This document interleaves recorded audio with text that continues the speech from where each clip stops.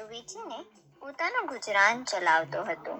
ટોપીઓ વેચવા તેણે કદી કદી અલગ અલગ ગામમાં ફરવું પડતું હતું. એક દિવસ તે હંમેશાની જેમ ટોપી વેચવા દૂરના ગામમાં જઈ રહ્યો હતો.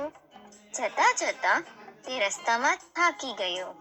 તેણે વિચાર્યું કે ક્યાંક ઝાડ દેખાય તો તેના છાયામાં થોડો આરામ કરી લઉં. થોડી દૂર તેણે એક ઝાડ દેખાયું.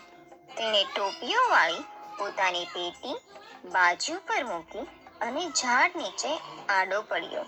થોડી વારમાં જ તેની આંખ લાગી ગઈ અને તે ઘસઘસાટ ઊંઘી ગયો. બપોર પૂરી થવા આવી હતી. ત્યાં જ ફેરૈયાની આંખ ઉઘડી.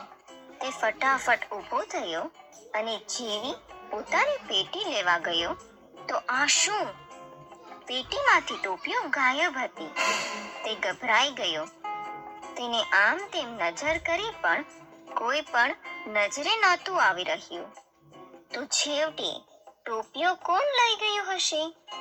અચાનક તેની નજર ઝાડ પર પડી. જોઈને તે આશ્ચર્યમાં પડી ગયો.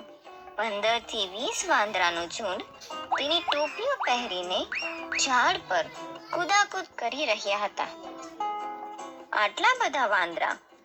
તેણે પથ્થર ઉઠાવીને માર્યા તો વાંદરાઓએ ઝાડ પરની નાની નાની બોરડી તોડીને મારવા લાગ્યા. તેણે માથું ખંજવાળ્યું તો બધા વાંદરા પણ માથું ખંજવાળવા માંડ્યા. તેણે બગાસું ખાધું તો બધા વાંદરા બગાસું ખાવા માંડ્યા. હવે ફેરૈયો સમજી ગયો કે વાંદરા નકલચી છે. તેને એક યુક્તિ સૂજી. તેણે પોતાની પેટી ઉઘાડી, તેને ઝાડ નીચે મૂકી અને પછી તેમાં પોતે પહેરેલી ટોપી તેમાં નાખી.